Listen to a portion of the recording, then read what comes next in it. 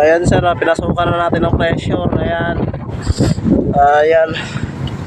Ayun, nakita na natin yung leak dito sa condenser nga. Ayan. Ayan o. Hindi masyadong kita eh. Maliit eh. Ayan. Ayan, kita nyo. Ayan o. Ayan o, sobrang liit. Parang karayom lang. Ayan. Wala naman dito sa iba eh. Wala naman dito.